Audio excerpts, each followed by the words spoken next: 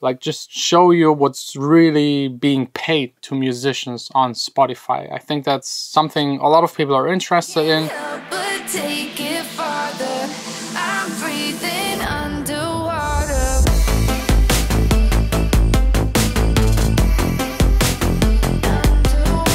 Hey guys, welcome to the studio. It's still under construction. I'm still waiting for some materials that are delayed due to the virus crisis. Next up, the ceiling, LEDs, all blanking, front wall, and then just covering the floor, painting the tables, and I'm done. So if you're interested in the studio building process, there is a link in the description where you can watch all of the past episodes. And just subscribe, stay tuned for the coming episodes, hopefully within the next week. Fully back to constructing.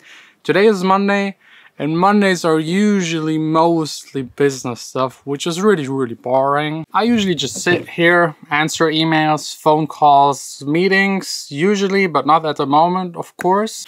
And then there's also the paying bills kind of part, but there's also something positive at least once per quarter, and that is actually getting paid as a musician.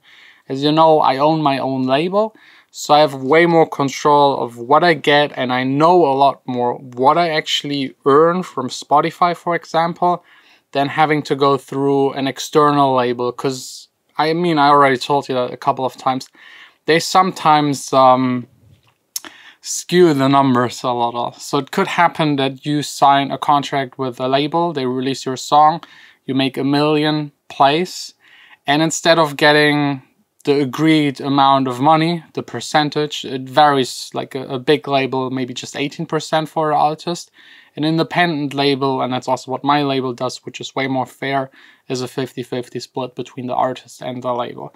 And some labels then deduct costs. Sometimes because they actually really spend it.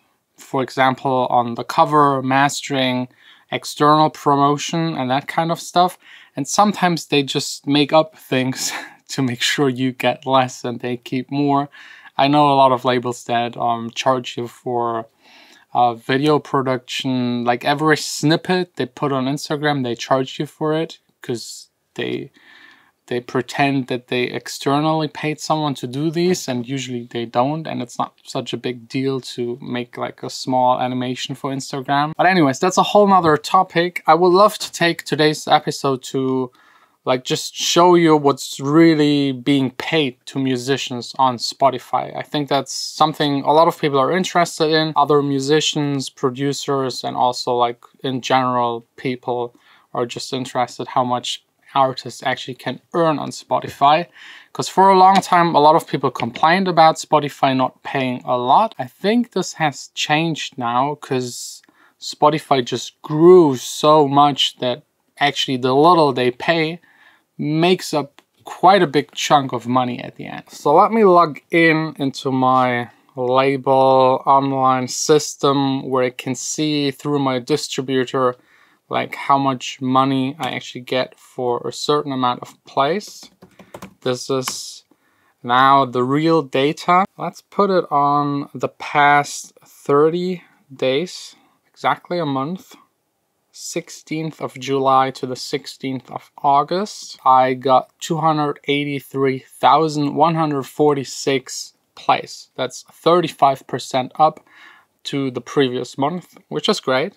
Mostly because I released a new song. And this equals to 962.69 euros. That's what I've made within that 1 month time frame with my music on Spotify streams, which isn't that bad. Again, it went up 35% due to a new release.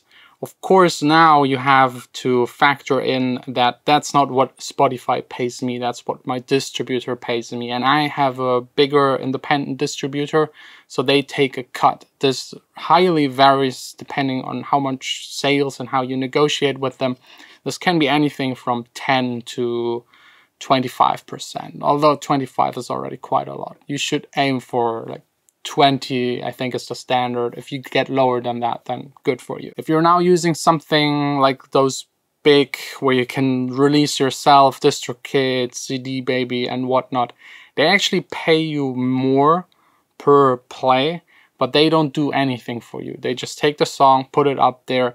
My distribution actually helps me to promote the song a little and place it in good places in these stores, maybe get a banner, maybe get featured on the starting page of Beatport, that kind of stuff. They have arguments, they talk to the stores, because I, as an artist, label owner, can't do that. There's always the distribution in between. If you're like working with DistroKid or anything else, they might not take a cut, but trust me, eventually at some point they will screw you and take even more money. So I can't suggest any of them at the moment. I know I have in the past, but as of right now, avoid them. It will cost you more than you can actually earn with them. So in general, like the factor, that's maybe the most important. Like there's a factor, and it's usually 0.004 or 3, somewhere in between, dollars, of course.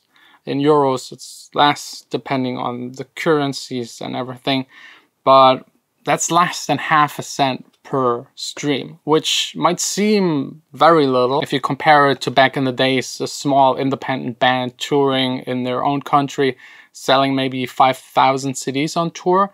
That's a whole lot more money, because you make way more than half a cent per album, but you have way more plays on Spotify. A lot more. Like, I think, let's check my Spotify really quick. Yeah, my recent release just passed 230,000 plays.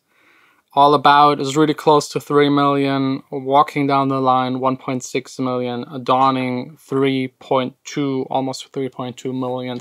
That equals to quite a lot of money. And again, since it's on my label, there's no cut, no share. But let's actually calculate how much the biggest streaming artist at the moment actually makes. It's not Ed Sheeran anymore. He's place number 7. It's actually The Weeknd with 63 million plays per month. And now let's calculate that really quick. This equals to $217,869 per month just on Spotify. Again, there are also other streaming platforms, Apple Music on top, but I can tell you from my numbers, Spotify makes 80% of my music income. It's definitely the biggest by far. I am assuming for someone like The Weeknd, it's maybe even a little less, just Spotify, because the big labels promote on all of the platforms. I can't do that. I'm concentrating on Spotify. So over 200,000 per month just on Spotify. But then again, that's not all his money. The distributor again will take a cut, let's say 15%. Then the label will take a big cut. For an artist his size, probably not the very unfair 18%, but I'm sure they will take more than half. Then his management gets a cut. Usually that cut is between 25, 30, sometimes just 20. Again, really depends. And then again, like video production costs, all of this will be deducted. So those 200,000 pretty fast get really small. Still a lot for like the average person, a lot for any other musician just starting out. But for someone his size, that's actually not a whole lot. I would even argue that most big artists, they don't even count on making an income from their music sales. It's just a promotional tool, a platform to just grow and get your name out there. It's basically just like a business card. Here, that's me, that's my sound. Please book me, buy my merch, because it's all in touring. Not at the moment, of course, but usually it is all in touring and selling merch, as well as advertisement deals and all that kind of other stuff. But that's maybe something for another video, like the entire income of a musician. If you're interested in that, let me know. But I think that's it with like covering how much artists actually make on Spotify. Anyways, thanks a lot for watching. I will now just like take care of all of the business stuff and yeah, try to get my money. It's, by the way, paid quarterly, so every quarter of the year comes a good phase, and then you spend all of that money way too fast, and then you're broke again, and then again money, like it's an up and down as an artist, as always. I'm used to this. So again, thanks a lot for watching. See you tomorrow back again here in the studio. Probably a full music production day.